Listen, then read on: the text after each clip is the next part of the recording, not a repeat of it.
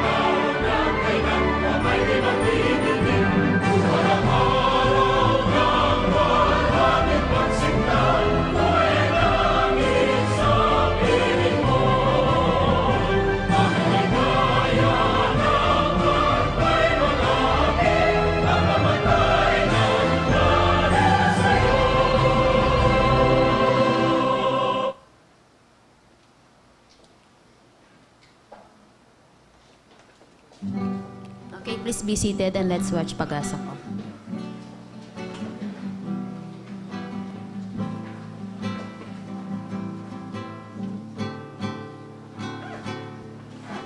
Ganap mong alitae, kaligtasan ng buhay, sa pagbabago't pagtugong ng kalikasan.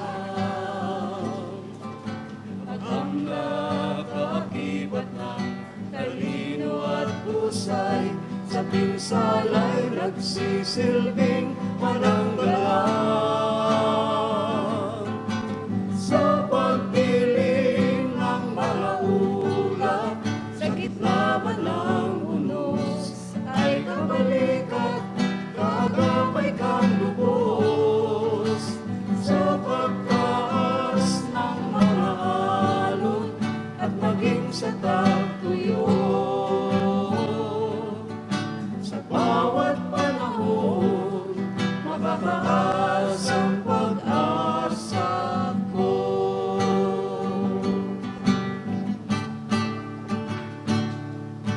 Ang iyong paglilingkod sa bayan na pinag-inang, ay kamiyakang dulot ay kapanatagan.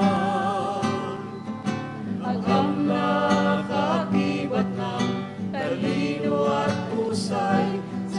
sala'y nagsisilbing maranggalang. Sa pagdilim ng mga ulap, sa gitna man ng unos, ay kabalikat, kagapay kang lubos. Sa pagtaas ng mga alon, at maging sa tagtuyo. Sa bawat panahon, makataas ang pag-asa. Sa pagdilim ng mga ulap, sa gitna man ng unos, ay kabalikat, kagapay kang lubos. Sa pagtaas ng mga alon, at naging sa tagtuyo. Sa bawat panahon, pag-asa ko,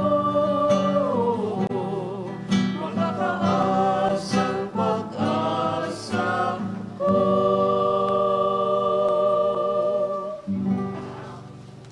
Okay, thank you very much. Let's clap our hands po for coming here today at our COF 112. And we are happy na nakita-kita po tayo, although we may be few in numbers, pero I'm sure marami pong manonood sa atin through FB Live. And later on po, mayroon pa po tayong mga ibang darating na mga stakeholders. And to begin with, we would like to call the Chief of Climatology and Agrometeorology Division to give us the opening remarks. Ma'am Edna Wanilla. Wanilio po, sabi ko. Diyan na lang kayo, ma'am. Sige po. Okay, dito na lang po ako. Thank you, Bel. And good morning po sa ating lahat. And sana po safe ang ating mga mahal sa buhay, ang ating properties na nakaraang lindol, di ba? Safe naman ho tayo. So, maraming salamat po muli na although medyo tayo ngayon, nalanganin syempre. Kasi ang iba hindi makatulog, lalong-lalo na po yung taga-Porac sa mga taga-Pampanga, no? Kasi nag-aano pa sila ng mga survivors. At salamat po sa inyong presensya ngayon. And although konti lang nga tayo, sabi ni Bel, let's make the most of na nandito tayo ngayon of our time, na please involve yourself in the discussion, magtanong po tayo, at kung may mga makita po kayong dapat pang i-improve sa aming mga ipipresent, we welcome that po para improve namin ang aming services. Salamat din po kay Engineer Roy Badilla, the Chief of the Hydromet Division. Andyan ho yung regular attendee natin si Mang Tani. Natutulungan tayo sa mga sagot. And we have a special lecture actually. Surpresa po yun ngayon. Actually, ginagawa pa niya ang presentation sa pagka-special. So without much further ado, welcome po ulit at magandang umaga sa ating lahat. Thank you, Ma'am Edna. So yun po, mamaya pong special lecture natin ay talaga pong napapanahon dahil ito po yung laging tinatanong about heat index. So to start off po, syempre, i-recognize po muna natin ang ating mga stakeholders. Kayo po, ang aming mga suke. First on the list po, from Naval Group, from all the way from Cavite City. Cavite City. City. Nabisaya man ako, day. Cavite City po. Palakpakan po natin. Of course, the Philippine Air Force, our Windbane awardee last WM Day celebration. From Northern Luzon, North Wind, all the way from Pagudpud po, sir. Thank you very much for coming. From Land Bank, thank you po. From World Food Program, Miss John, thank you. From NIA, thank you po. From Transco, ayan, thank you, sir. From National Power Corporation, thank you, sir. From Accord, ang atin pong mga suki from Accord. Of course, from NFA, thank you, sir. From Philippine Sugar Miller Association, sir, thank you very much. From FIBOX, ang ating kapatid sa ahensya, at sila po ngayon ang nasa limelight because po of the earthquake. From BSP, Bangko Sentral po ng Pilipinas. Thank you very much, ma'am. And of course, hindi po nawawala palagi si Mang Tani, the GMA resident meteorologist. Thank you very much, sir. And Wind Vane awardee, syempre, last WM Day celebration. And speaking po of WM Day celebration, so nag-promise po kami last sa forum na bibigyan po namin kayo ng munting token. So yun pong mga umattend, mamaya po i-escort namin po kayo sa aming public information unit para po ibigay po yung token. So mamaya po after ng forum. So yun po. And also our executive staff, siyempre, andito po si Ma'am Edna Wanillo, Chief of CAD, si Dr. Roy Badilla po ng HMD, and ang atin pong iba pang mga key personnel, of course, nandyan po si Ma'am Edna Selchon from RDTD Training Sections, si Miss Sharon Juliet Arwejo, also from RDTD, and ang ating mga lecturers mamaya po, makikilala nyo sila. So, with that, palakpakan po natin ang ating mga sarili, and later pa po i-recognize natin yung ating mga ibang stakeholders. And I'm sure excited po kayo dahil for the past more than a month after po ng forum, palagi pong nasa news din ng PAGASA because of this recent condition din po natin. So to start off po, let's know po the latest update po from the Weather Division with the presentation of Mr. Nikos Peñaranda, the forecaster of WD. Palakpakan po natin.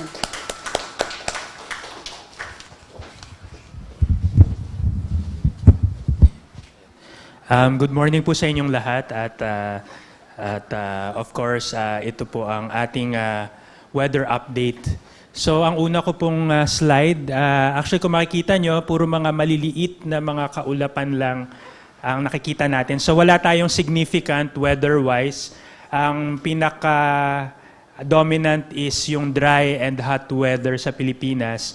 Ito pong mga maliliit po na yan. So apologies po kung medyo gumulo yung image. Yan lang po yung direksyon ng hangin. Kung saan po siya nakaturo, dyan po yung papunta yung hangin. Kung ilan po yung mga maliliit po na guhit, yan po yung lakas ng hangin. So basically, galing po doon, papunta doon, easterlies ang ating nagdo-dominate na wind system.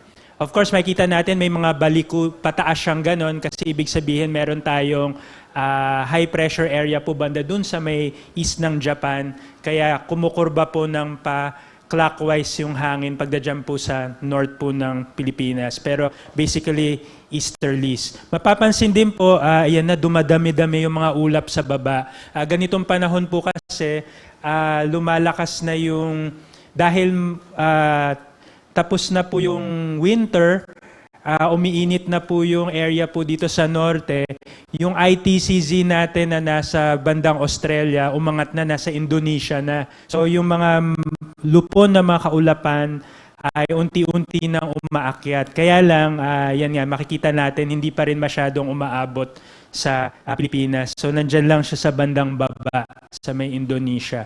Of course, makikita natin yung evolution evolution ng weather sa papakita ko po sa inyo. So for today, makita nga natin hangin mula po dito papunta doon, easterlies, at yung sinasabi kong high pressure area, makikita po natin ito. So nasa may east ng Japan, nakakatulong po yan dyan sa pagtulak na itong mainit at maalinsangang hangin dito po sa Pacific Ocean, papunta po sa Pilipinas. And at this time of the year, of course, medyo may kurbada dyan. Yan po yung, meron siyang, of course, wala tayong inaasahan na mga kaulapan masyado dahil nga sa kabuuan itong ang easterlies at impluensya ng high pressure area na malayo. So dry, warm and dry. So ina-expect pa rin natin, kaya dito sa rainfall map, walang pinapakita masyadong mga significant rainfall. In fact, ang chances of rainfall natin ay yun yung mga tuwing hapon lang.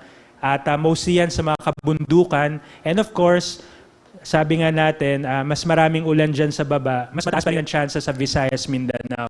Pero yan yung mga ulan sa bandang hapon o gabi, pero isolated pa rin. So pulupulong mga ulan pa rin ang inaasahan natin. And then, of course, tumaas ang tsansa ng mga ulan sa Mindanao dahil pa rin dyan sa easterlies na mas moist dyan sa bandang katimugang bahagi ng Pilipinas. Moist po kasi yan dahil nandito po yung intertropical convergence zone sa baba. Pero easterlies na hangin. Pero pagdating po dito sa bandang Luzon ay ito pong hangin na mas galing po dyan sa high pressure area. So mas dry. Kaya naman ito pong hangin ay, or mas maliit ang tsansa ng mga paulan sa hapon gabi dito sa Luzon. Mostly po dyan sa mga matataas sa kabundukan, sa Cordillera, Sierra Madre. Pero ito po ay mga weak thunderstorms ng rain showers. So makikita natin pagdating ng Friday, halos walang nagbabago. Ang sinasabi lang po dito sa model at based sa assessment po ng pag-asa ng weather forecasting, tumataas lang yung tsansa ng mga thunderstorms dito po sa Visayas and Mindanao. And of course, easterlies pa rin po yan, pero possible po kasi itong convergence po o yung hangin na nagsasanib, ayan po, kita natin uminipis, ay unti-unting lumalakas yung impluensya dito sa Mindanao. So posible po in the maari pong next week or sa susunod na linggo or baka sa first week of May, ay posible na maka-impluensya yung intertropical convergence zone dahil nga umaakyat na po yan dito sa malapit sa Mindanao. Pero ang nakikita natin ay, of course, wala naman sinasabing malawakang ulan. Sinasabi lang na mataas yung tsansa nitong mga thunderstorms sa hapon at gabi, Visayas and Mindanao.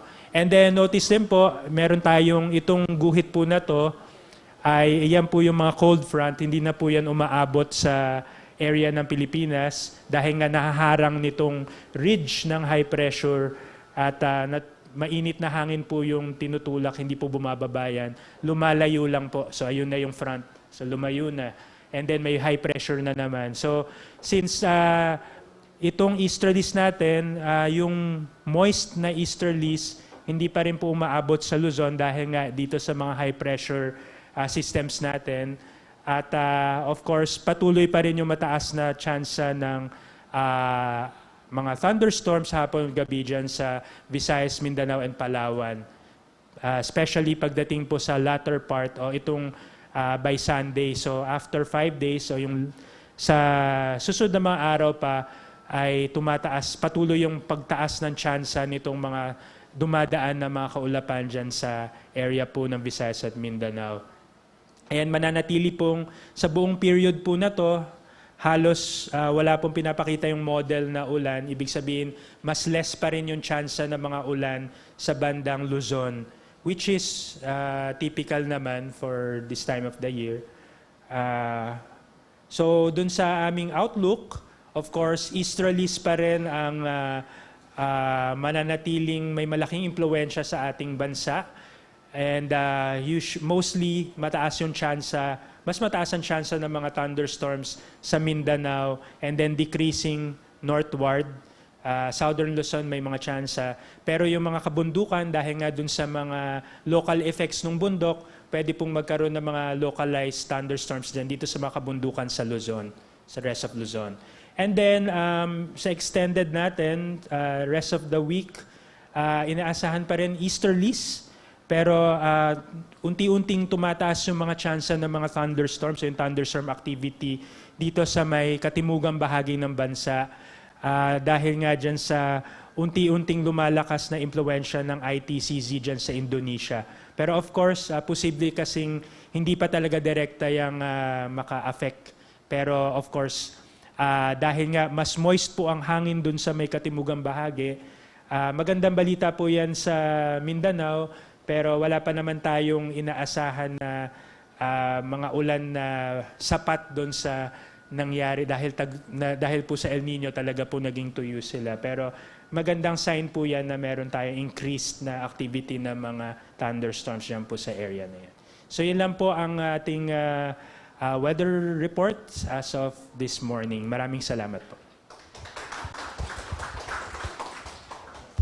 Thank you, Nico. So, yun po yung ating latest weather update. At syempre po, after nung ating forecast ng weather, excited din po tayong malaman ano na po ba ang status ng dams natin dahil ito rin po ay laging nasa news. So to give you the latest update, here's Miss Adele Duran from the HMD, the hydrologist of HMD. Palakpakan po natin.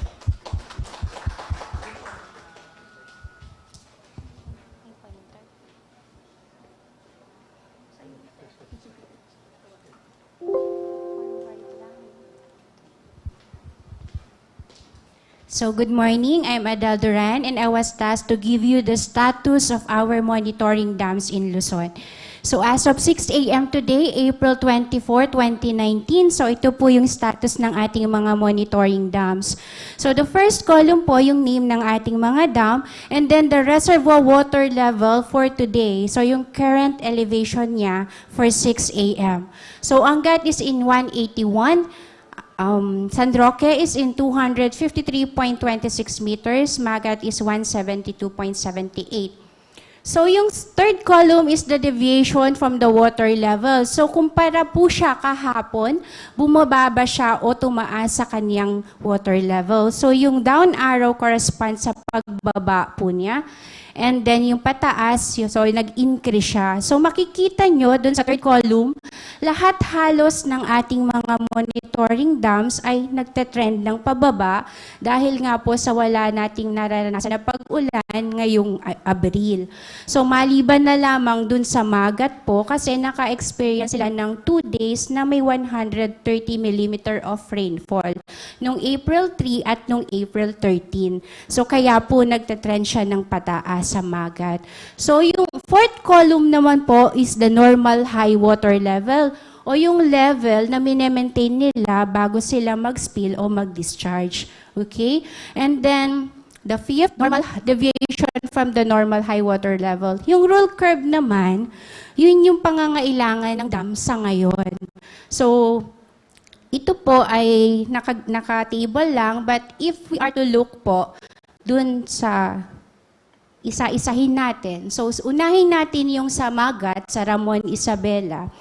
So, ito pong blue na to, ito po yung level niya ngayong 2019. So, nakikita niyo po na yung level ng Magat ay pataas. And on average, nag-i-increase siya ng 0.43 meters. Okay? So, kumpara po siya sa other years, yung taas po yung normal high water level at ito po yung low water level. Okay? Yung yellow, yung pangangailangan ng dam o yung rule curve. So makikita natin pataas naman yung Magat, so maaari niya nang ma-meet yung requirements for the May. Okay? Reservoir water level 172.78. Ang pangangailangan niya ay 177. So may deviation tayo, may kulang na mga 5 metro. Okay, pero magandang balita po kasi sabi po ng ating mga climatologists ng Pag-asa sa May, ito po yung range ng rainfall na maaasahan. So, 183 to 232. So, meron po tayong average na 213 for the month of May. So, that is near normal sa mga nararanasan na pag-ulan sa Magat.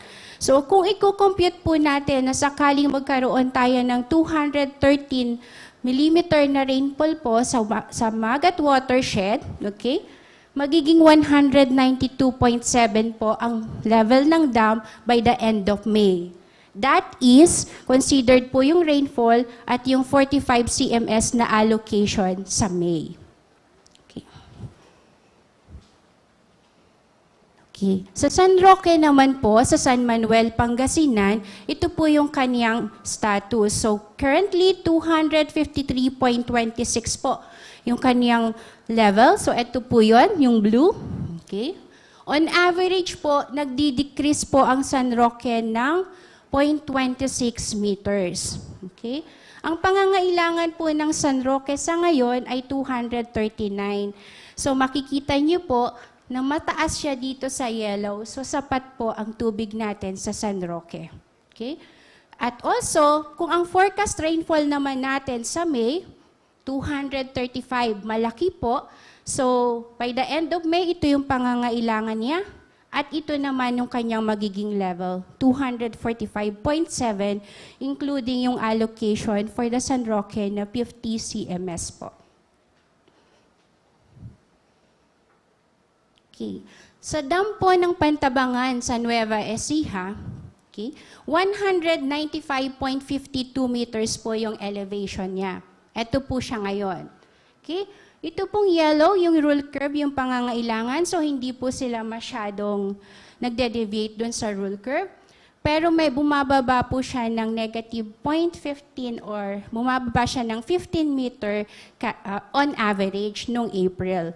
So kung ang rule curve ay 190.99, so may 199, may deviation tayo ng mga 4 na metro po sa rule curve. Subalit, ang forecast rainfall po sa Pantabangan, sa Nueva Ecija ay 222 for the month of May. So that means including po yung kanyang allocation, so mga consumption ng Pantabangan, naabutin po siya ng 192 by the end of May. Okay, para naman po sa Angat, okay. So medyo ano po tayo sa Angat, but the level of Angat as of today is 181.63 kaninang umaga po, 6 a.m. So ito po yung Angat elevation, okay. Ito po yung rule curve. So on average, bumababa po ang Angat ng 0.49 meters noong April. Okay, so may deviation siya ng mga 5.57. However, for the rainfall forecast for the May, meron po tayong mean na 185 and we're expecting na 173.5 po ang level ng Angat by the May 31. So that elevation po ay product po ng pag-uusap ng Angat Technical Working Group led by the National Water and Resources Board ni Dr. Bill.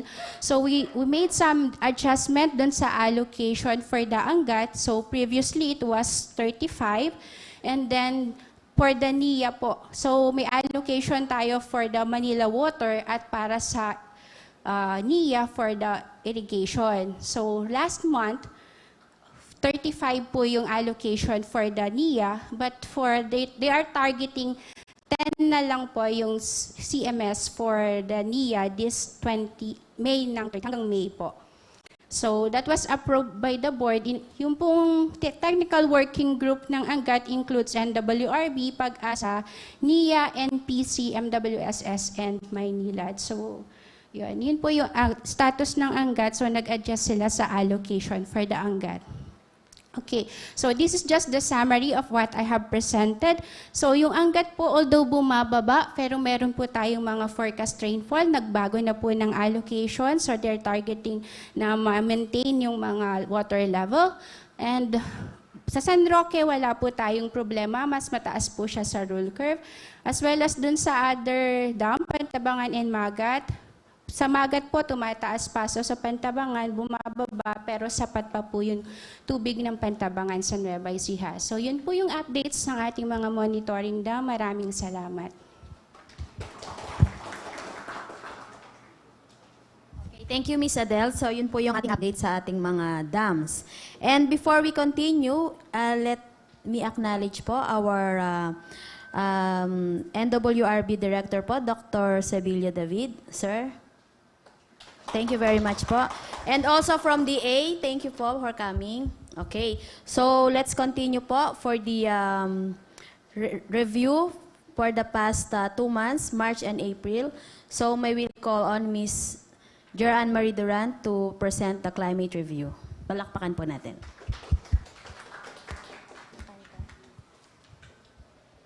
Hello po, magandang umaga po sa ating lahat. Okay, so ako po ay natasan magbigay ng review for March to April. Sorry.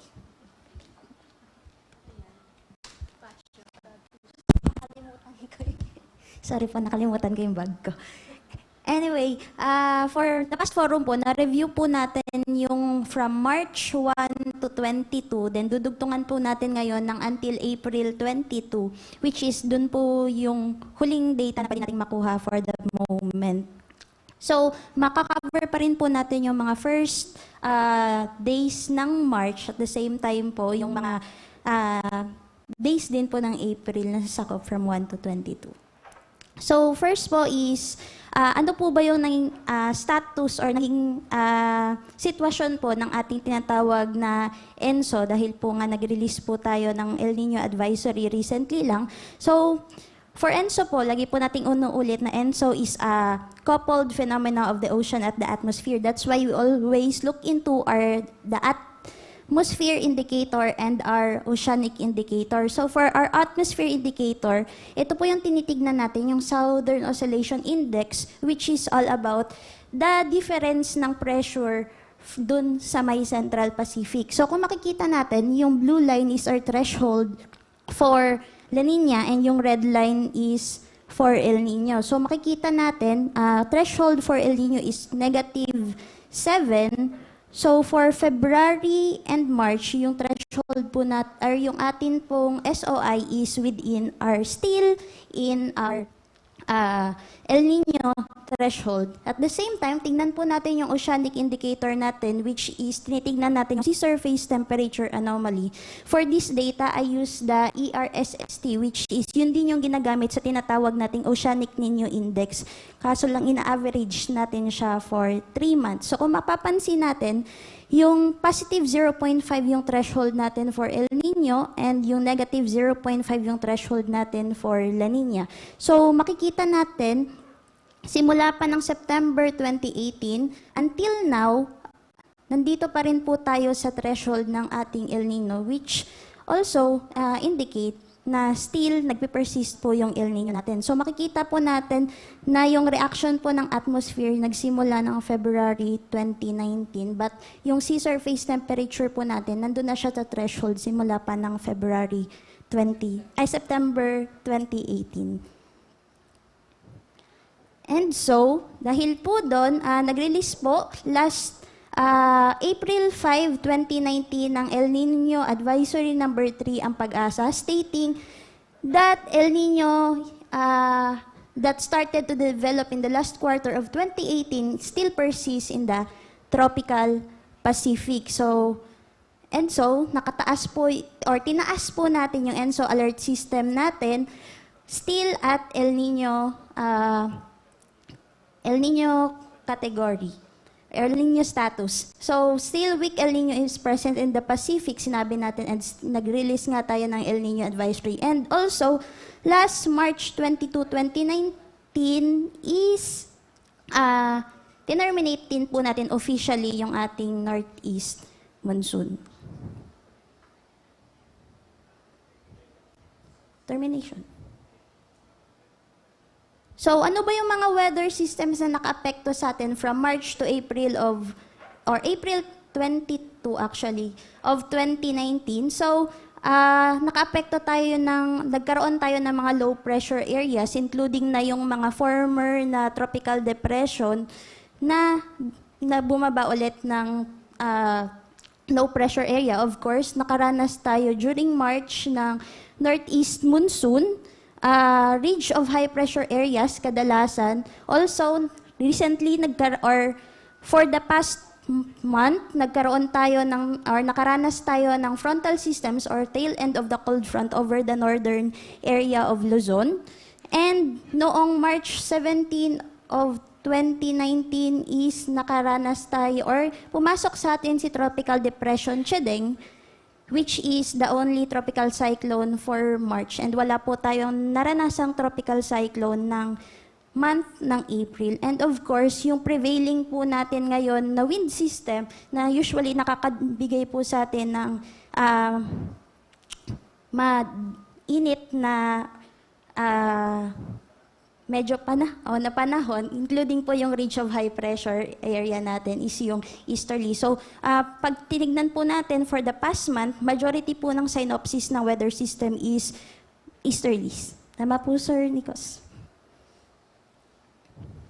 So, balikan lang po natin si Chedeng. Actually, pinakita na po ito last forum. So, ito po yung track ni Chedeng, which is majority po ng apektuhan ni Chedeng is over Davao region. So, nagdala po siya ng pag-ulan over the eastern part of Mindanao. So, nagbigay po siya ng heavy rainfall over Davao region and yun po yung nakapag-cause ng floodings over that particular area. So makikita po natin, most of the rainfall is in Davao City and also in the eastern portion, which is the Hinatuan Station din po ng Pag-asa. So both around Davao area, PCA and Tagum is also located po sa Davao area natin. So ngayon po, istignan naman po natin yung rainfall na natanggap natin for March and April. So first, para po lalong nating maintindihan, is paano ba natin kinocompute po yung tinatawag nating percent normal, which is yun yung kinukuha natin or tinitignan natin sa pag-determine kung gaano kadami yung ulan na natanggap natin. So computation lang is forecast or actual rainfall times normal rainfall.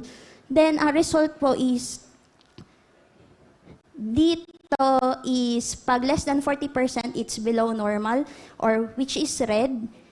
Yung ating yellow is below normal. Yung green natin is near normal and blue is above normal, which is indicated with the percentage na nasa loob po ng box. So for March of 2019, makikita po natin na majority po ng rainfall natin is dito sa eastern side and of course over Visayas and Mindanao area. So kung titignan po natin yung ating percent normal, makikita po natin na ang near normal lang natin is over dito sa may Mindanao area or yung sa especially Davao area, which is dun po dahil din kay Chedeng na nagbigay sa atin ng pag-ulan over this particular area. So for the summary, 50 provinces experience way below normal. So a total of almost 60% ng lahat po ng province natin. 29 provinces ang naka-experience ng below normal and only 4 provinces ang naka-experience ng near normal over this particular area for the month of March 2019.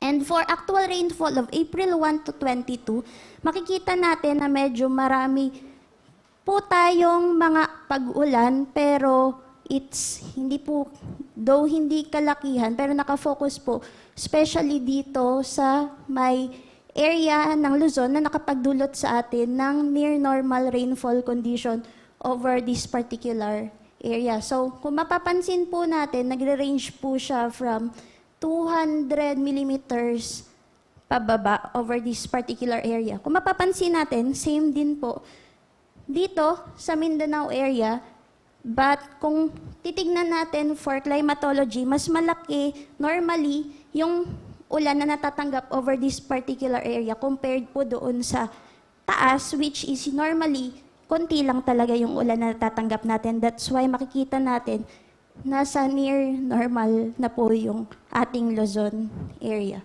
So, for the summary is makikita natin na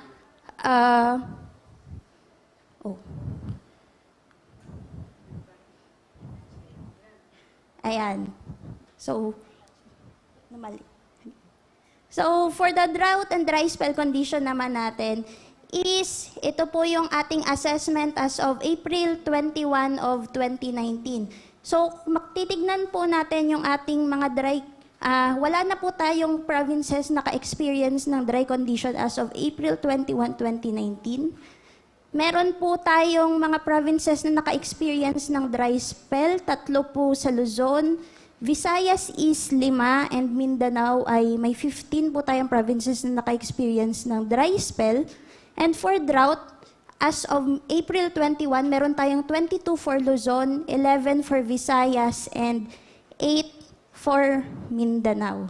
So, tignan po na, a total po ng 23 dry spells and 41 droughts yung current po assessment natin in terms of meteorological drought.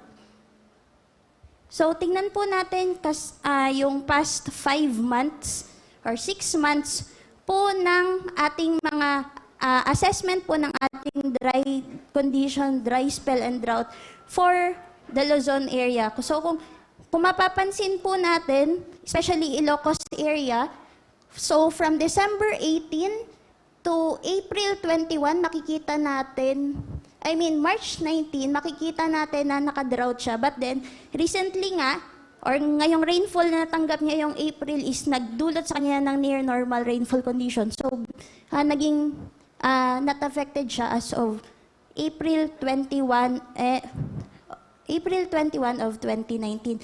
But still, makikita po natin yung trend dito na ito po yung dahilan ito po yung status ng ating mga provinces, especially po dito sa may Calabarzon and Mimaropa area, which is from February to April 21, makikita natin nagsimula siya ng dry condition, dry spell at the same time as of now, nakataas pa rin po yung ating drought. So 3 months na po siyang possible na nakaka-experience ng ating dry spell and drought condition. And makikita naman po natin sa mapa na ayan po, over southern Luzon area.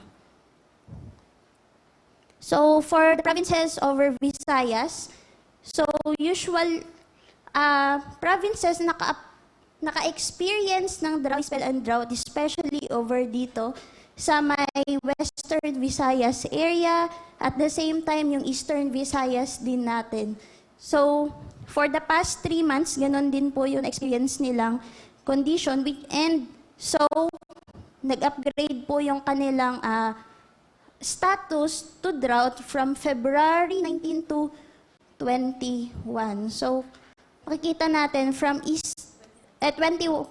February 2019, April 21 to, February 2019 to April 21. And for Mindanao area, kung makikita po natin, ang naka-experience po ng mas matagal na dry spell and drought condition is for Zamboanga Peninsula, which is nagsimula pa siya ng dry from November 2018 until ngayon. And also ang ating ARMM region, which is sila din po yung mga sobrang matagal nang nakaka-experience ng ating drought and dry spell. So kung mapapansin natin, located sila over dito sa western portion ng Mindanao. So ngayon naman po, tignan po natin yung actual temperature na natanggap natin for March 2019. So for March 2019, mean temperature natin is generally near average with patches ng mga slightly above average over the country. Pero pag dissect po natin siya sa first ating daytime temperature, kung makikita po natin, daytime temperature natin or maximum temperature, majority po ng stations natin ay naka-experience ng above or positive anomalies or mas mainit or warmer daytime temperature. Compared po natin, especially po dito sa southern Luzon and Mindanao area, including Visayas. Meron din po mga other stations na naka-experience din po ng pag-decrease ng kanilang daytime temperature. So for the nighttime temperature naman po natin, kung mapapansin natin, mas mainit po yung over Luzon area or northern Luzon area and Mindanao area. But kung titignan natin yung Visayas area natin, medyo mas mababa po or yung kanilang nighttime temperature. So, since ngayon po ay mainit, nirang po natin yung pinakamataas o top 5 highest maximum temperature for March of 2019. So, for the record po, for March 2019, ang pinakamataas po ay si Cotabato with 37.8 degrees Celsius noong March 24th.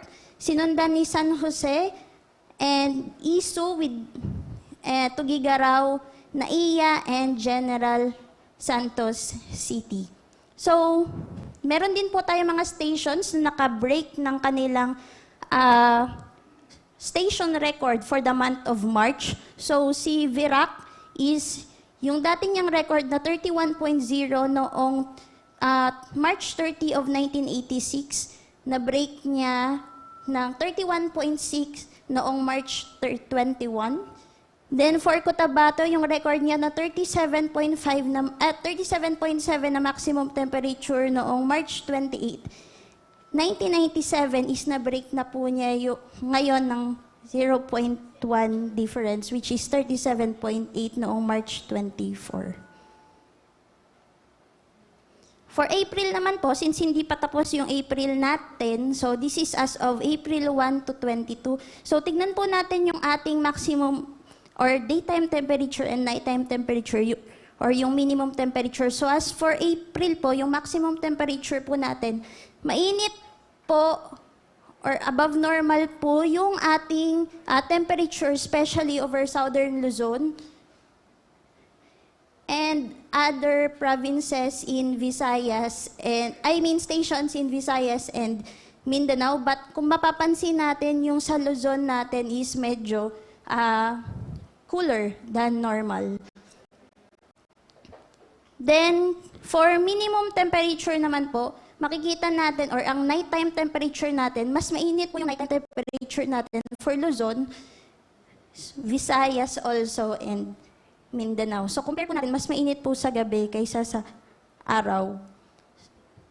So, for our top 5 highest maximum temperature, ang record holder po natin for top 1 is Isu Itiage, which naka-record po siya ng 39.7 noong March 10. And April 10 of 2019. Then sinundan po ni Tigugaraw, San Jose, Sangli, and Dagupan. So, meron din po tayong record breaker for their historical record for Clark.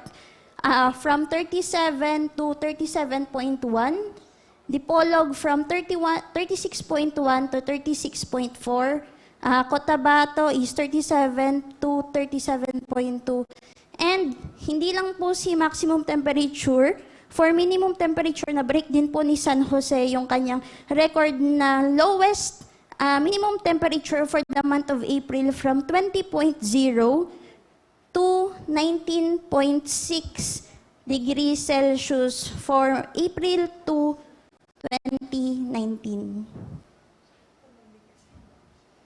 So, ito po yung extremes natin for the whole month. Gaya ng sinabi ko kanina, is iisu yung nakahawak ng pinakamataas for the month of April, which is 39.7. But hindi pa niya nabibit yung record niyang 40.7 for the month of April. And ang pinakamalamig naman natin is si Baguio, which is 14.2. And hindi pa din niya nabibit yung 10.0 na minimum temperature. For Metro Manila, ang pinakamainit natin is Naiya with 37.2. And pinakamalamig natin is Science Garden with 23.5. Still, hindi pa din nila naaabot yung kanilang extreme station records. So, for historical record, sa buong record po natin, as of, si Tugigaraw pa din yung may hawak ng highest natin with 42.2 and Baguio with 6.3 degrees Celsius. But for the whole 2019, as of April 22, still, ang may pinakamahawak na ng pinakamainit is Isu and lowest is still Baguio noong January 29 of 2019. So, for the highest computed heat index po natin, for March, ang highest computed index natin is si Zamboanga Station with 47.1 degrees Celsius noong March 18, 2019. And for April naman po is si Dagupan Station with 51.7 degrees Celsius noong April 9 of 2019. So, for the summary, nakataas po yung El Nino Advisory number 3 natin. The number of TC entered par is only Chideng noong March 17 to 19 of 2019 for rainfall. Most parts of the country still experience way below to below normal for March.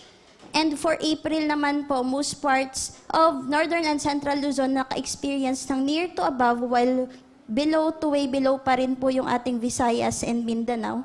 For temperature, generally near average, with slightly above for Mindanao and for Luzon, and For April temperature natin as of April 22, generally near average with slightly above average in most parts of the country.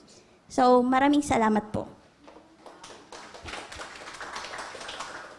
Thank you, Jer. Very comprehensive po ang ating review. So, you can have the copy po of our presentations later and it will be uploaded around 2 p.m. this afternoon.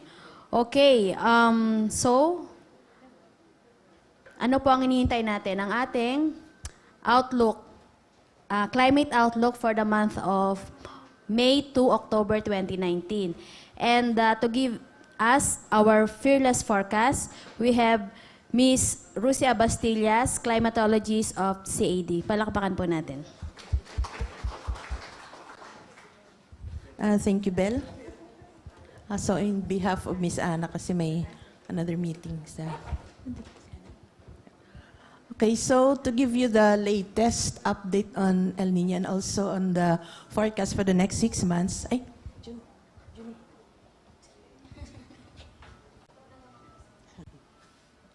So these are the contents of my presentation, the El Niño update and also the outlook. And then what do we expect in terms of rainfall, temperature, tropical cyclones, and the number of dry days.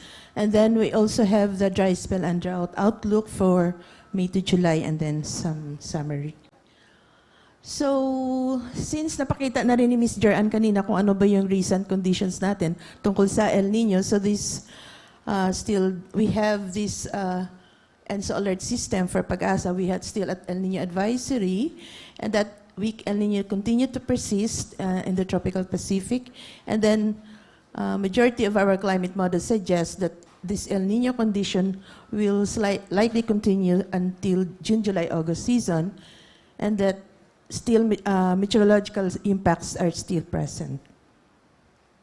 So yung latest natin na sea surface temperature anomaly in the tropical Pacific, specifically for the Niño region, the Niño 3.4, these are all 0.8.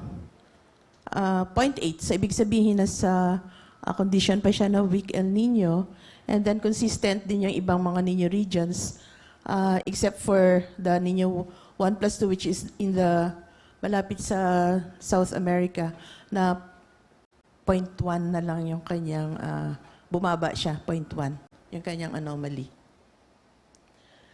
And for the official, for the CPC probabilistic outlook for this El Niño, so sa ating from March, April, May season until July, August, September, dito po sa ating table, at makikita din natin sa graph, na mga more than 60% probability na yung ating El Niño will continue until this season, July, August, September, and more than 70% ng June, July, August.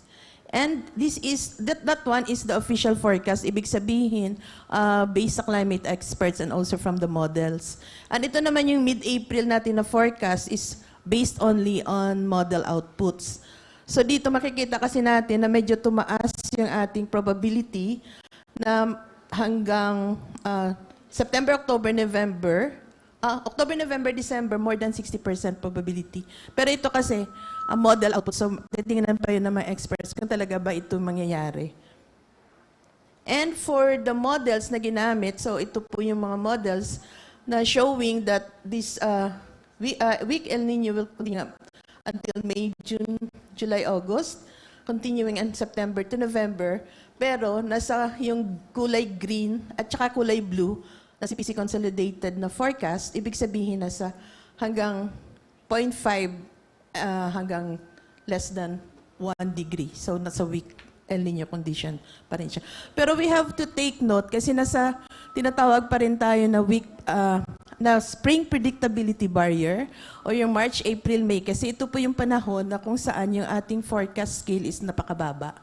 So yung uncertainty natin sa ating mga forecast dapat i-consider din natin sa pagganitong mga panahon. So ito po yung sinasabi na forecasts are better when made between June and December than when they are made between February and May. So nandun pa rin tayo sa stage or sa months, sa season kung saan napakababa po yung ating scale sa ating mga forecast. So what do you expect for May to October in terms of weather systems, rainfall, temperature, number of tropical cyclones, and then ano ba yung ating outlook for our dry spell and drought based din sa ating rainfall forecast.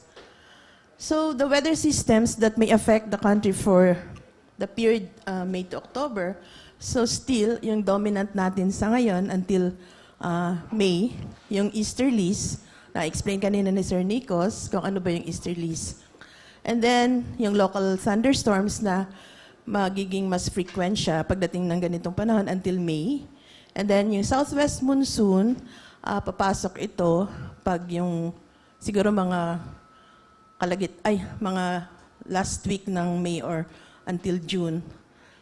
And then, normal onset yun ng ating southwest monsoon season.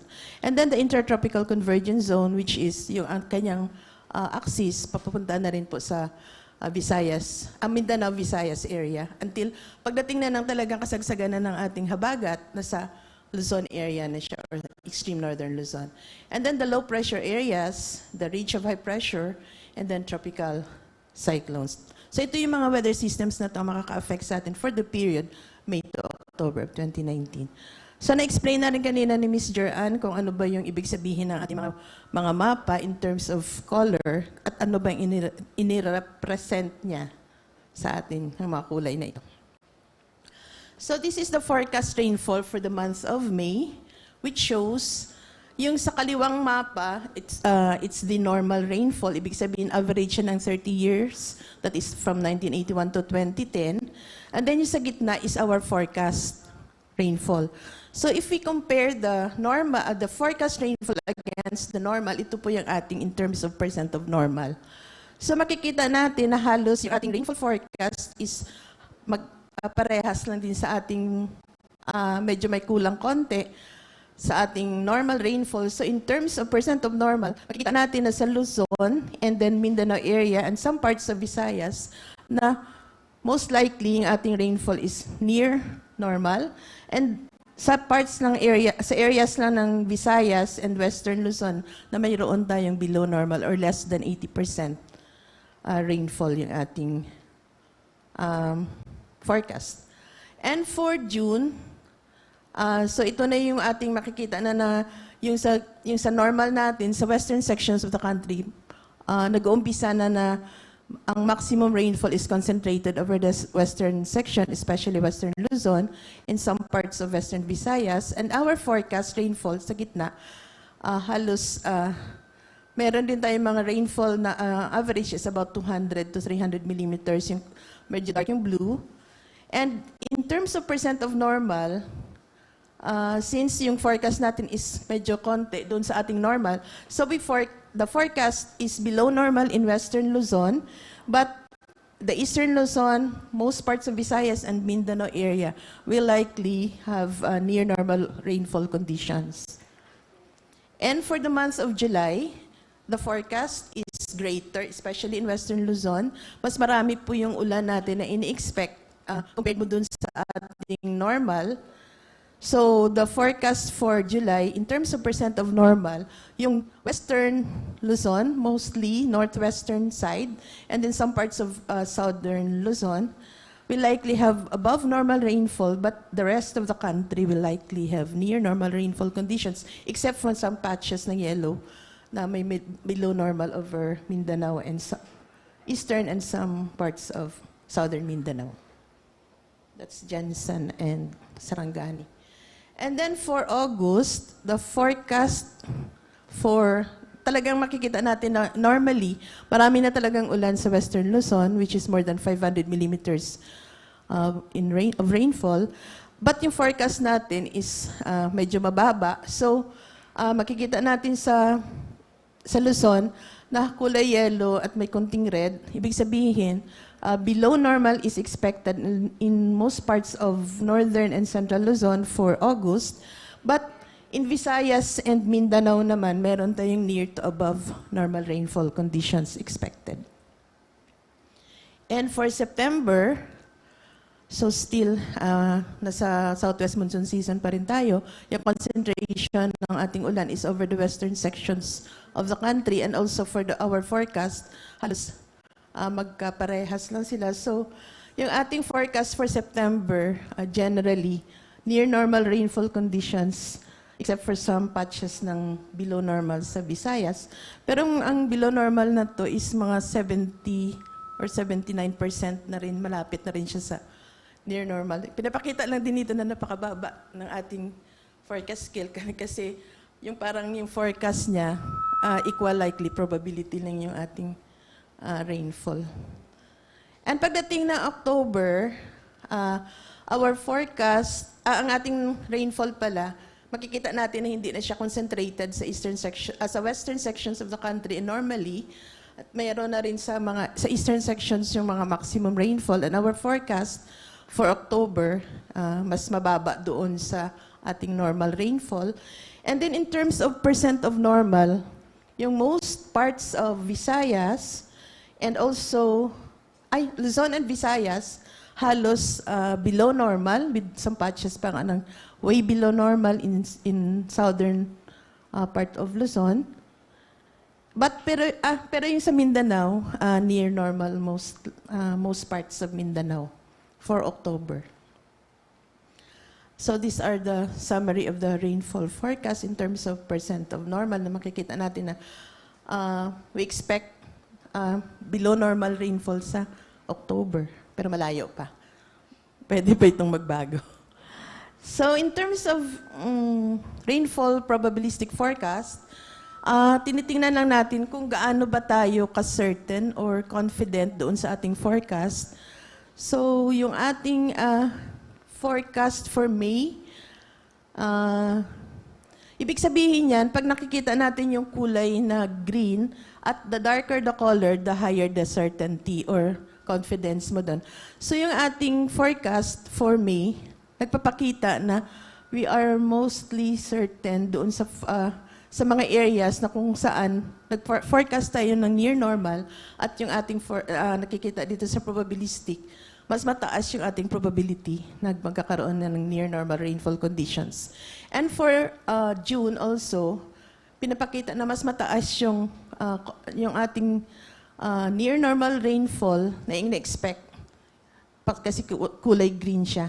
And then for July, we forecast na mas mataas yung ating ulan above normal, and also for the certainty, medyo mataas din sa Luzon, sa kulay blue, and then mga about 60% probability na magkakaroon tayo ng above normal. Pero dito sa Visayas and some parts of Mindanao, mas mataas yung ating probability na magkakaroon tayo ng below normal, almost 50% probability yan. And then pagdating naman ng August, napakataas ng ating scale na magkakaroon tayo ng below normal doon sa Luzon. Pero sa Visayas and Mindanao, mas mataas yung ating probability naman ng above normal rainfall. Pag kulay dark kasi na red, below normal, pag blue, above normal.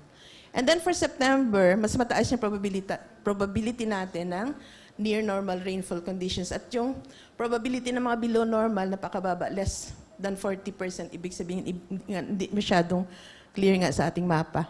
Ang pagdating ng October, we forecast below normal rainfall. At ito po yung pinapakita sa ating forecast in terms of probability, na napakataas ng probability niya na magiging below normal rainfall siya.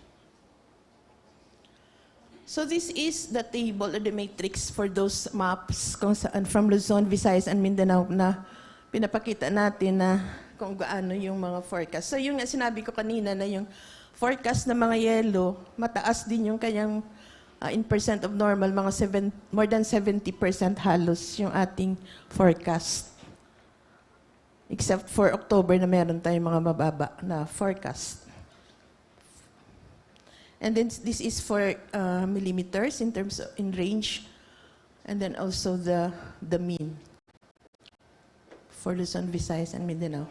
And then for our watershed forecast for the different watersheds in Luzon. So yung anggat natin ng watershed rainfall forecast, For May, June, and July, we expect near normal rainfall. At yan yung mga range and also the mean in terms of millimeter. But sa August, we expect below, but about 74% of the normal. And then for September, we expect near normal for Angat. And ang nagre-range yung ating forecast rainfall from 300, mga 360 millimeters. And then for October, we expect below normal rainfall, about 45% of the normal. Pero yung kanyang, in terms of millimeter, mga 140 millimeters. And so much also with the other dams in, like the Lake Buhi that is in Bicol, and then Lake Lanao in Mindanao, the Magat watershed. The Malinaw is in Bohol, the Pantabagan watershed in Nueva Ecija, and then San Roque watershed cascade. So, ito yung forecast natin for the rest of the dams for May to October. And for the dry spell and drought outlook, so pinakita kanina ni Ms. Joran yung assessment natin ng dry spell and drought until April, that is 22. Nakabali na yung date. 22 na yun. So, the criteria that we use is still the same, using our rainfall forecast.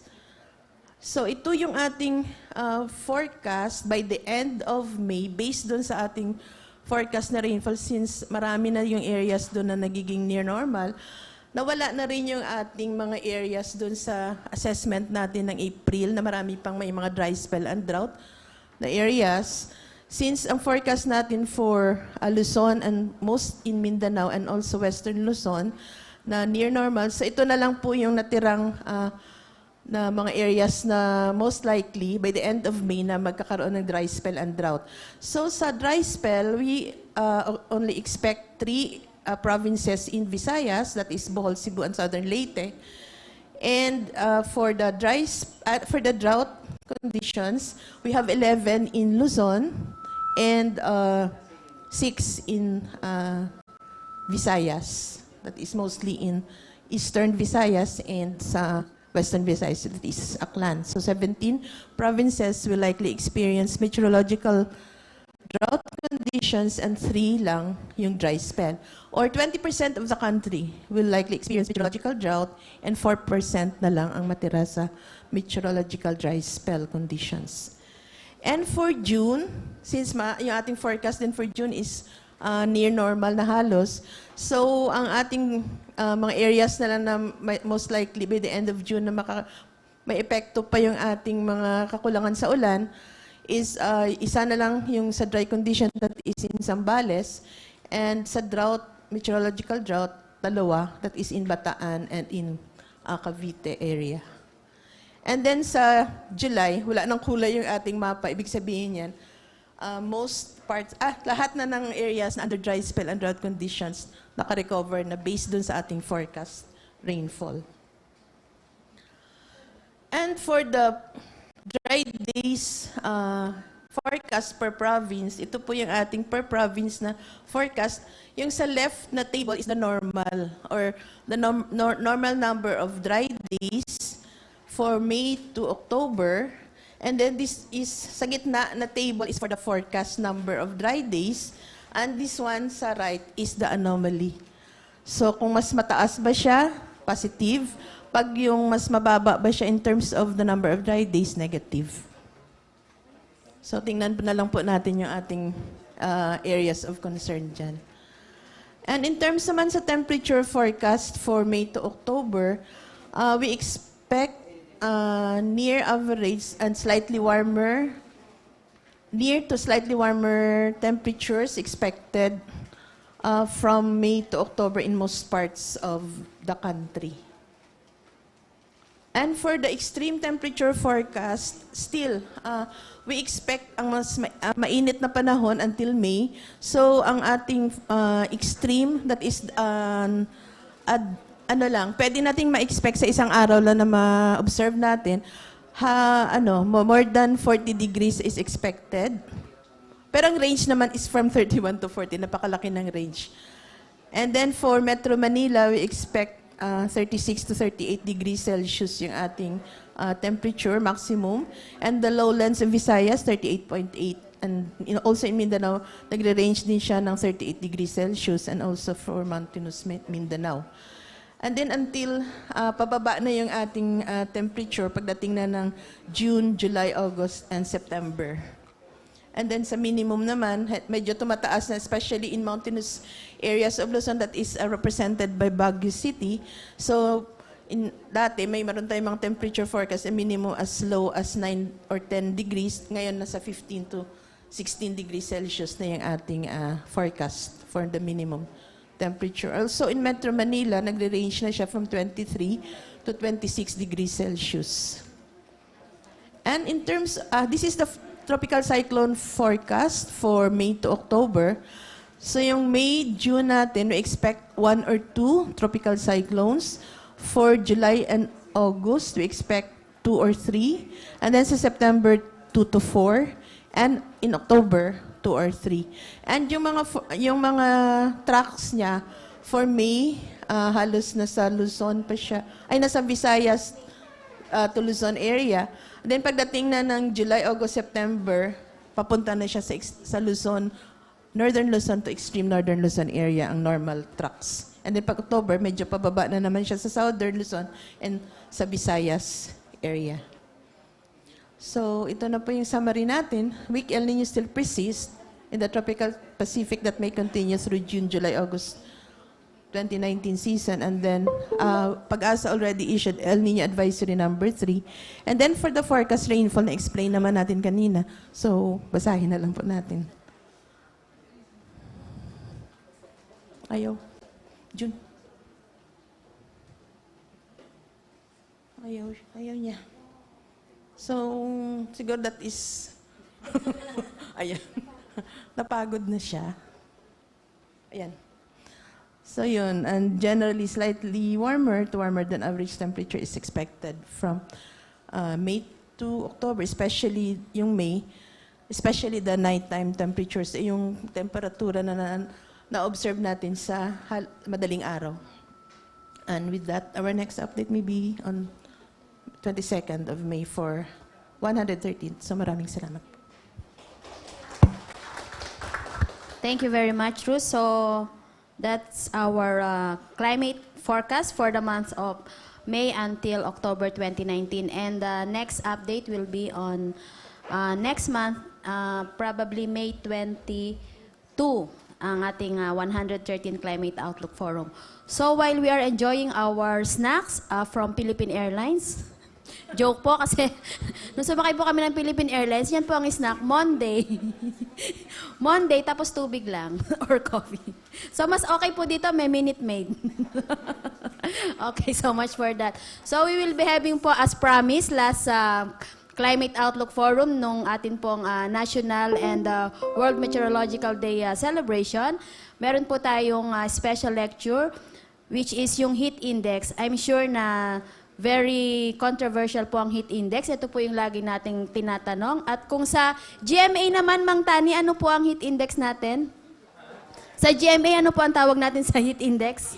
Yes, so init factor po. So ito po ay magkapareho lamang na terminolohiya at ito po ay mas ipapaliwanag po sa atin ng ating ekspertong totoo din po when it comes to heat index, of course. The Chief of the Impact Assessment and Application Section, Ms. Telma A. Cinco. Palakpakan po natin. Ma'am Te.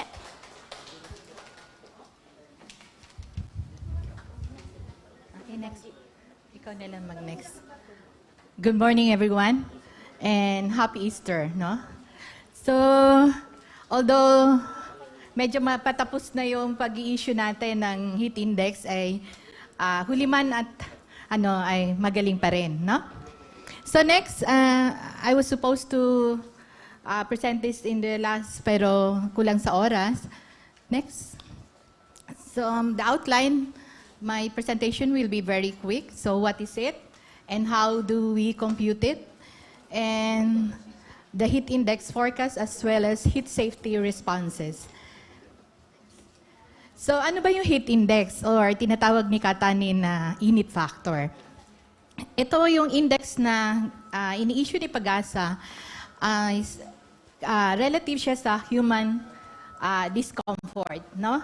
So, ito ay hindi yung actual temperature observed, but it is the perceived temperature, the apparent temperature that the human body, no, perceive. So, it was affecting the body from the surroundings. So, ano yung nag-aapekto?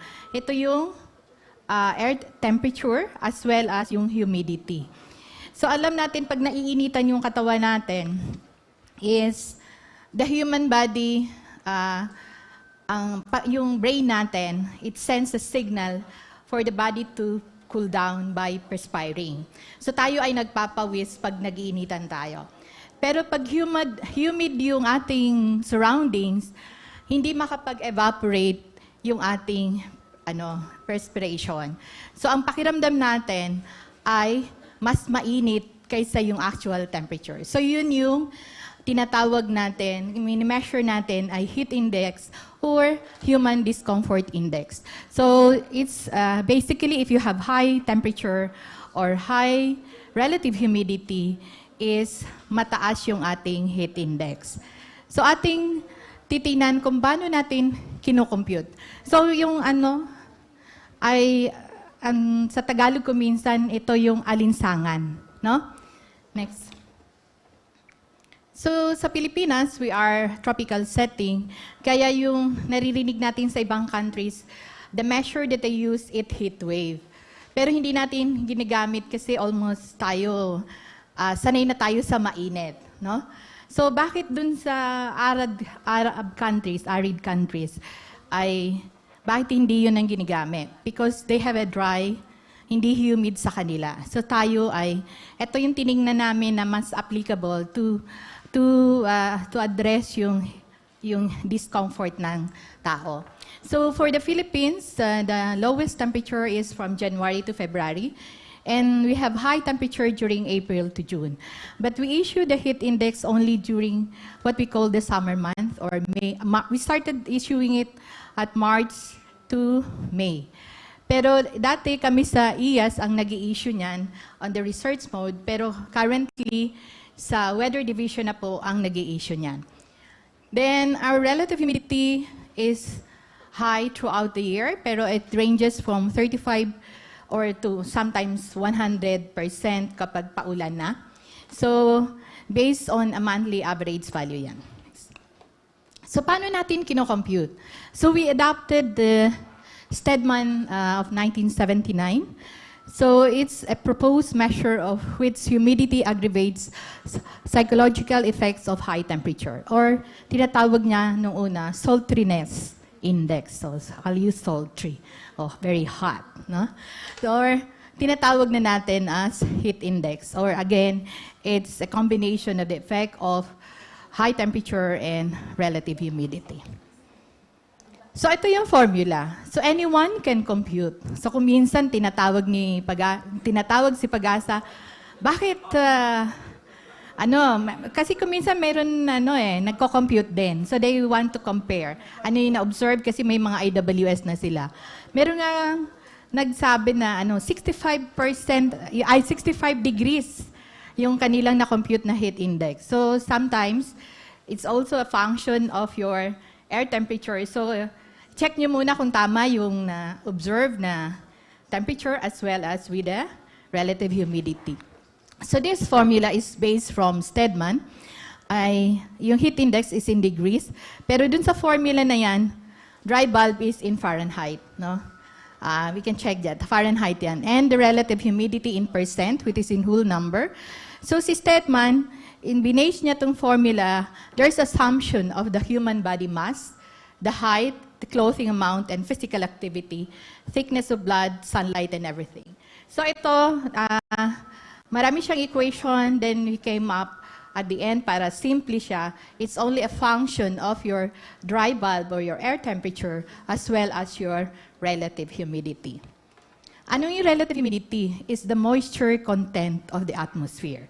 So kung very moist or water content ng ating atmosphere, yun yung ating tinatawag na relative humidity. So if you want to compute your heat index, is pwede niyong puntahan. Available yan sa maraming sa website din, but this is from NOAA. So you can use dew point and using relative humidity. Next. So we also issue color coding. So the green is 27 to 32 degrees. Tawag natin ay caution. 32.1 to 41, extreme caution, wherein heat cramps and heat exhaustion are possible. 41.1 to 54, yung heat exhaustion are likely, or heat stroke is probable. But when your heat index is greater than 54 degrees, extreme danger or heat stroke is imminent.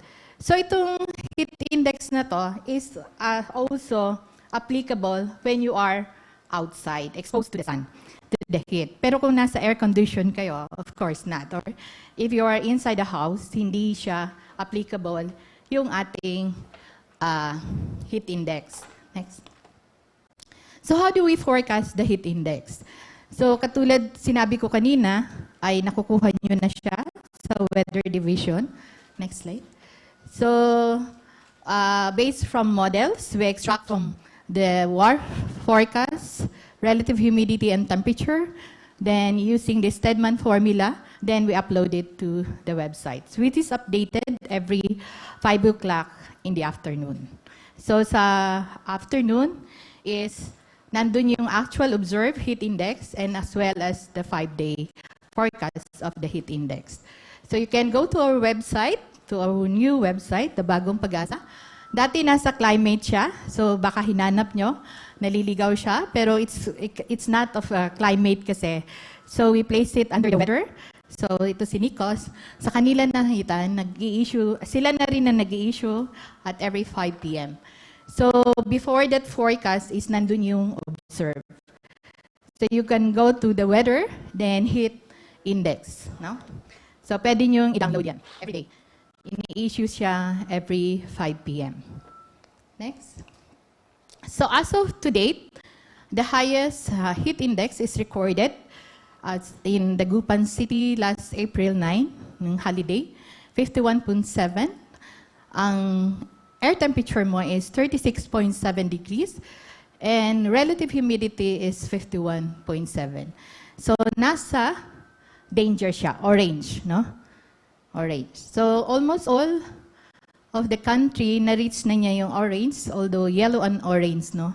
But mostly sa Luzon ay orange, then Visayas ay yellow, and Mindanao orange din. Ito yung highest na recorded for 2019 as of April 23. Then for the top 5 heat index as of 23 yesterday. So si Dagupan, so 51.7, ang Bulong 48.1. Again Dagupan 47.6, Zamboanga 47.1, and Calapan 46.7. So makikita natin mostly yung mga istasyon na nasa coastal. Kasi yun yung mataas din ng kanilang relative humidity. Mainit pati mataas yung kanilang relative humidity. But if you look at the next temperature, ito muna, caricatures na ginawa ni Will. So we can say that yung 27 to 42, so 32, fatigue is possible. So green, 32 to 41, heat cramps and heat exhaustion are possible. So orange siya. Then your orange, dadapa na siya. So red, heat stroke is imminent. No? So what are the causes? Prolonged exposure to hot temperatures and exhaustive activities in warm weather. So yun ang avoid natin. So yung prevention is we limit the time spent outdoors and drink plenty of water. Yun yung kailangan natin para hindi tayo ma-dehydrate. Now, so and avoid tea, coffee, soda, or liquor. And light colors, no? Not yung gagamitin natin. Then the beginning and the end of the day when it's cooler. So kung minsan ang mga construction ay tinitingnan din nila yan. They also have their own yung temperature readings para i-monitor din nila yan. So, nagko-compute din sila ng heat index. So, kuminsan nagpupunta sila sa amin para i-compare yung kanilang observation as well as what they have. Then, next. So, for the top 10 since we had issued as early as 2015. So, may record that we have to 2019 is si Dagupan pa rin yung highest natin. No? So, it's a function, again, of your dry bulb temperature and your relative humidity. Kuminsan, there is, since it is a formula, there is a limitation to the formula. So, kuminsan ililimit namin sa, we are still reviewing our formula together with our staff. But kapag kuminsan cloudy na siya, or talagang maalinsangan na yon, or mataas na yung relative humidity, is hindi na siya practical yung very high heat index. So, kuminsan nililimit namin, we look at the very high, inaalis namin, very high relative humidity, pero mababa yung temperature. So, hindi na namin ini-issue yun. No? So, before, kahit kino-compute mo, we still try to look if it is still practical. Kasi it's an equation. So, there's some kind of limitation as well. And we are still under a research wherein we want to develop a heat index adaptable to the Philippines as well. So, it's still a research. Then, next. But again, ang heat stroke is because of high temperatures. So, kahit hindi and the heat index is only applicable to human body, no? Pero yung air temperature is applied to may grass fire or kaya to animals. You always look at the temperature as well. So, the highest recorded temperature natin is Tugigaraw, 42.2.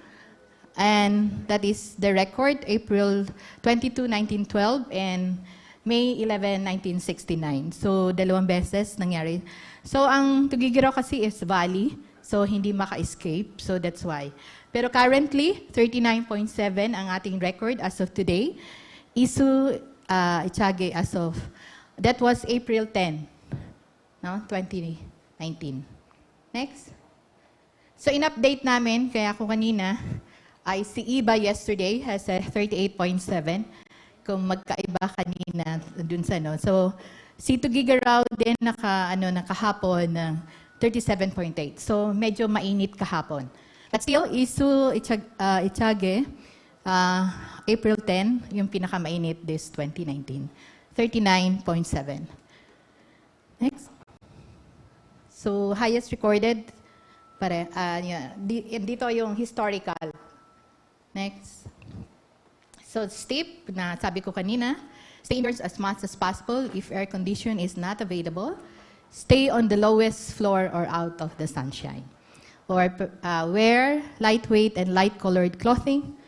So, light colors will reflect the sun's energy. So, avoid wearing black when you're doing outside activity under the sun.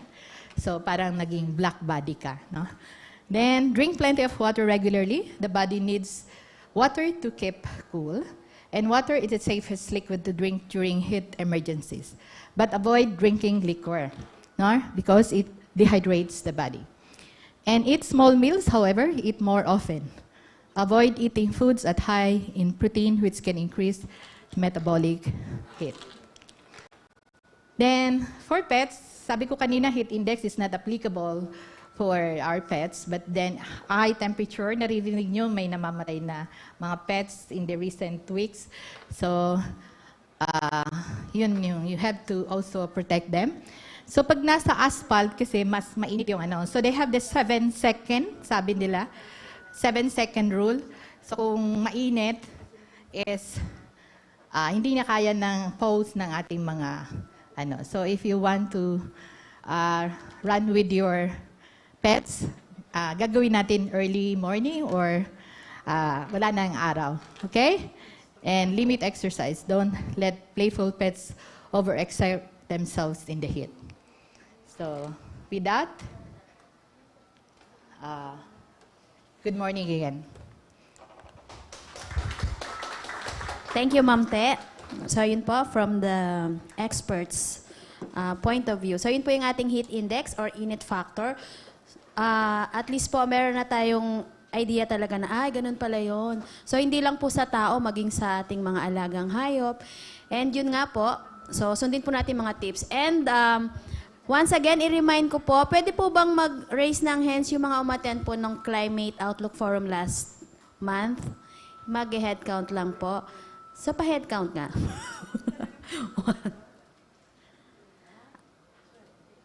12, 13, 14. Hindi, yung sa pag-asa, okay na. Yung mga stakeholders lang natin.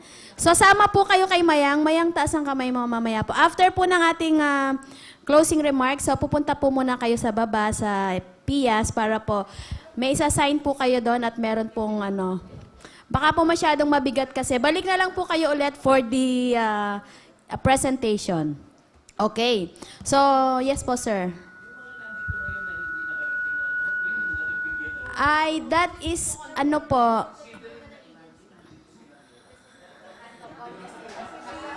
si Ate Venus kasi yung po. Pero, sige po, continuing naman yung pagbibigay natin until supply last. Yun. Okay po, so let's have our open forum. And may we call on Mr. Juni Ruiz for the open forum. Palakpakan po natin.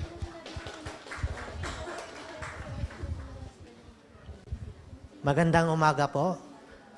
Pagkatapos po ng napaka-informative na mga presentations, so alam ko na marami din kayong mga nakapagpapabagabag na mga tanong o mga komento, suggestion na gusto nyo po iparating sa pag-asa o sa mga presenters po with regards to climate, sa dam, sa weather, saka sa heat index. So, pag nagtatanong kayo, kindly state na lang po your name and your affiliation for recording po.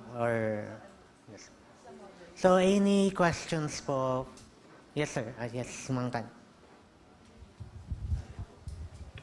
Magandang tanghali po. Magandang umaga, Mang Tani po from GMA.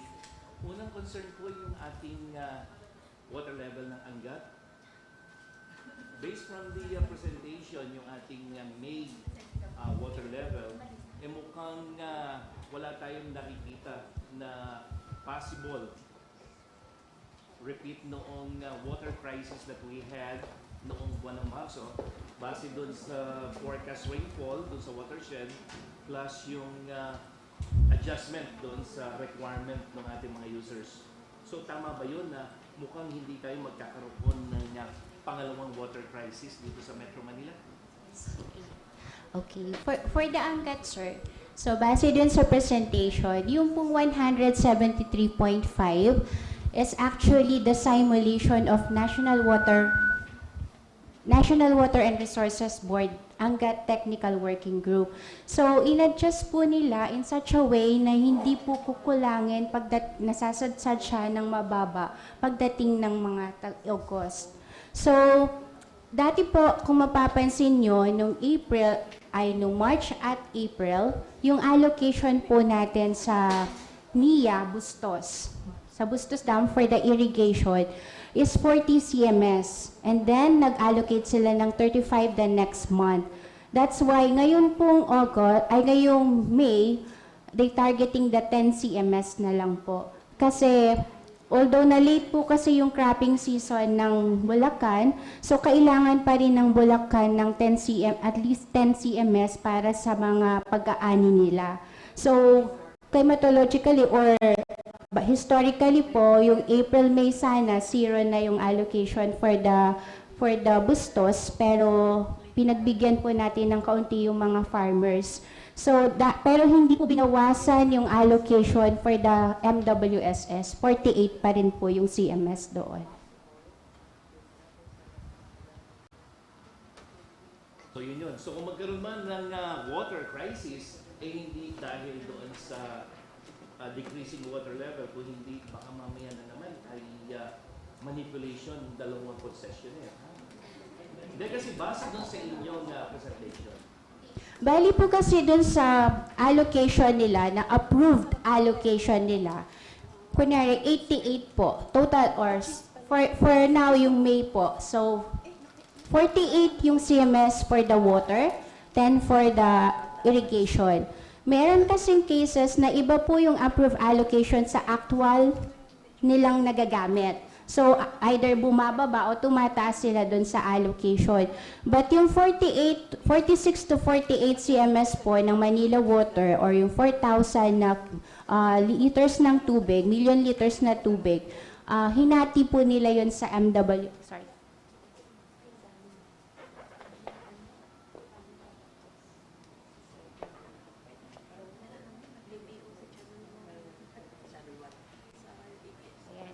So this slide po is from the Manila Water MWSS water sources. So yun pong 46 or 48 na allocation for the Angat. So yun po yung 2,400 million liters na tubig para papunta sa Maynilad. At yung 4,000 naman na million liters na per day for the Manila Water. So yung allocation po is 48, pero yung actual is 46 lang. So 46.5, yun lang po yung kaya ng system nila. Pero inallocate po na if ever, pwede silang mag-increase hanggang 48 po. So yun. So dahil mababa po yung Lamesa Dam na reservoir, yung 1,600 million liters per day po siya, hindi na po dumadaan sa Lamesa watershed, kundi doon na po sa bypass. So, kaya hindi po nadadagdagan yung tubig ng Lamesa pag nakikita natin kasi yung bypass po, doon nila to Balara po, diretso na po siya sa consumers. Kasi kung doon pa nila ilalagay sa Lamesa, hindi na kayang i-pump out yung tubig dahil mataas po yung intake nila. So, ganun po.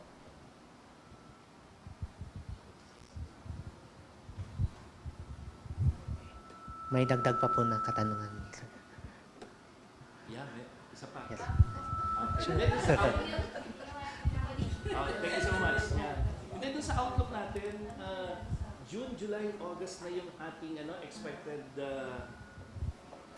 duration ng El Nino, which is before, I think, March, April, May, or May, June, April, May, June. So humaba po ngayon yung natin, yung impact ng El Nino base doon sa ating di ba? May na tayo ngayon? June, July, August or Okay. That question would be answered by Miss Ana Solis. Or may follow-up doon? Sige, sir, thank. Bali, yun po, April, May, June kasi mas higher probability po more than 65%, 70%. So ngayon po, more than around 66% June, July, August. So yun po yung nakikita natin dahil mababa pa po yung mga skills ng mga model ngayon, although yun po yung tinitingnan natin na until June, July, August. Dahil kung titingnan po natin dun sa forecast natin, mas kumonti nga po yung mga areas na maaapektuhan ng dry spell or drought by end of May. So meaning po, medyo makarecover siya, kaya lang po, kung makikita natin na more than 50% pa rin po yung probability sa susunod na baka yun po yung next posibleng maging epekto nung kung magtutuloy-tuloy po yung El Nino dahil nakita naman po natin nung last forecast natin, September, unti-unting bumababa yung ulan. Pero ngayon po, sa update natin, October, yung unti-unting bumababa na naman po yung ulan. So kung magtutuloy-tuloy siya, po, October na naman po yung nakikita natin na medyo mabababa na naman po yung mga ulan natin. Nang kagaya po nung isang taon na nag-start din po ng September, October na bumaba yung ulan prior to an El Nino event.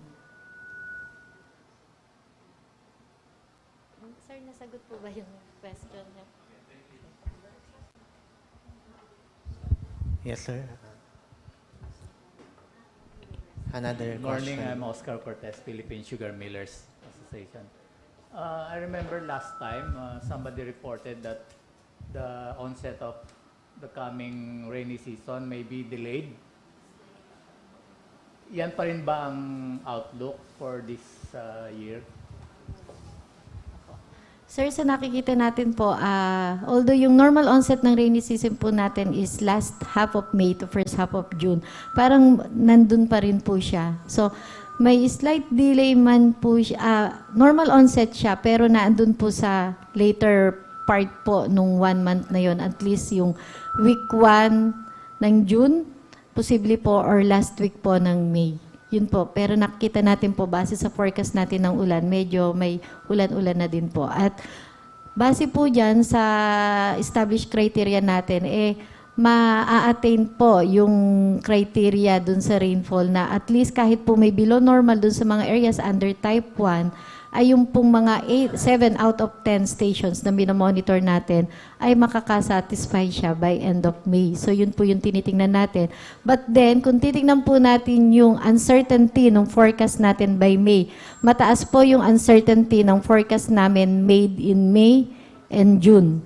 Doon po sa, kung babalikan natin yung probabilistic forecast. So mga around 40 to 45% lang po of having near normal. So ibig sabihin po, may more than 55% kang uncertainty na baka hindi maging near normal yung ulan natin by end of May and June. Kaya yun po yung tinitingnan natin.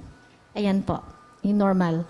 So mga green shades, mga around 45% lang po yung confidence natin of having near normal rainfall condition in areas under type 1 climate. And then yung mga areas pong nandun sa may northern Luzon area na naka-yellow ay medyo may probability po din na below normal, 45. So ibig sabihin po, 50-50 yung probability na masasatisfy po yung established criteria natin for onset ng rainy season. Kaya ang sinasabi po natin, within that range, pero slight within that period ng week 1 ng June or last week of May. Opo. Yan.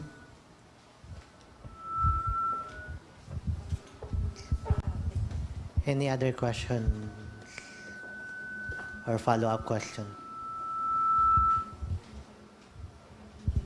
Hi, yes. Hello, good morning. I'm Aizil from the Bangko Central.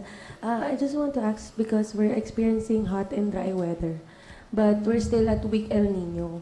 Yung senior management kasi they're asking, sobrang init pero weak pa din. But actually that's the data, that's what the data is saying. But can we say that's actually typical for this, during this time, that this is the kind of weather that we will experience whether we have El Nino or not? Thank you. So, that would be answered by Miss Anna. Although weak po siya, no two El Niños are alike. So yung impact niya, hindi po naman natin masasabi na kahit weak El Niño siya, ganun po yung magiging impact na hindi masyado. But then historically po, during an El Niño event, dun po tayo nakakapag-record ng mas maiinit na temperature. Katunayan po yung pinakita din ni Ma'am Edna, ni Ma'am Telma kanina, yung heat index 2016.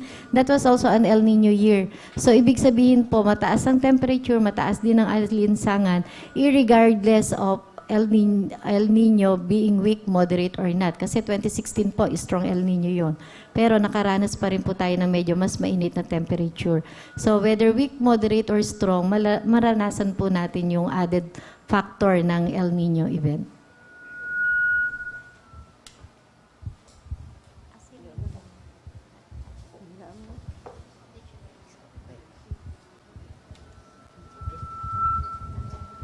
Any other questions?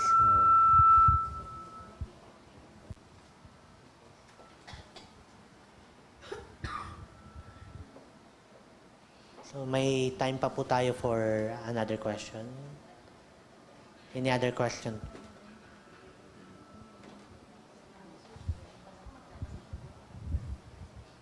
Okay, wala na pong question. May dadagdag lang ako kasi doon sa BSP na tanong. Natatandaan po natin, last year pa ang Watch El Nino, Watch July pa, no? And then, ng September lang tayo parang naging sure na tuloy-tuloy na ang El Nino, week El Nino. Nakakadagdag din po kasi sa mga nararanasan nating mga pag-init, yung duration nung El Nino. Kasi last year pa natin, tuloy-tuloy siya. Hindi naman bumababa, hindi tumataas. Ay, puro pataas pala. So, at saka, ang tandaan lang po natin, kahit wala na po, bumababa na rin ang temperatura ng dagat, meron po tayong tinatawag na lag time na kahit na pababa na ang temperatura ng karagatan, andun pa rin po ang epekto. Kahit 3 to 6 months ay mararanasan pa po natin yon. So maraming salamat po. Thank you po, Ma'am Edna, for the follow-up answer. Any other questions po?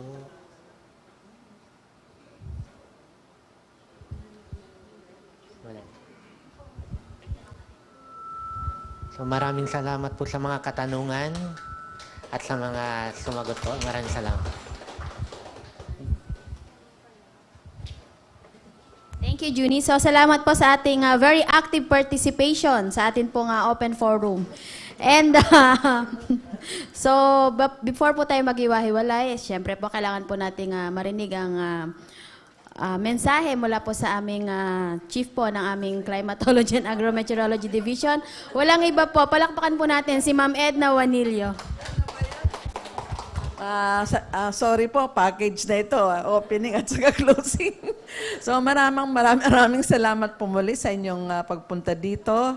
At saka next, June, May 22 daw ang tentative schedule ng ating climate forum. So inaasahan po natin siguro na patuloy itong El Nino na to at we will monitor kung ano-ano pa ang maaring maging impacts nito sa atin.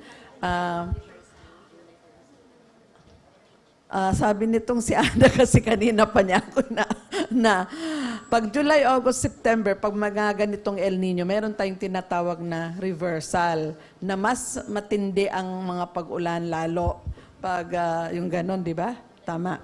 Kasi may study po yan na ginawa isa author, ikaw di ba? Si Rusi, isa sa author.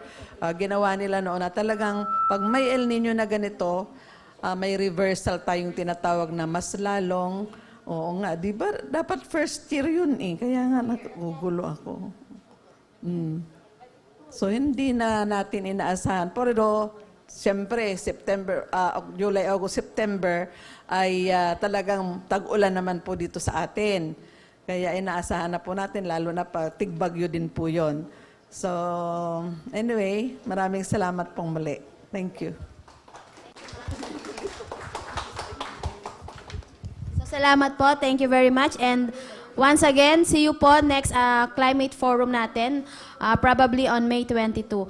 And announcement po ulit. So, yun po. Sorry po, nakapangalan na po pala dun sa mga umattend last climate forum.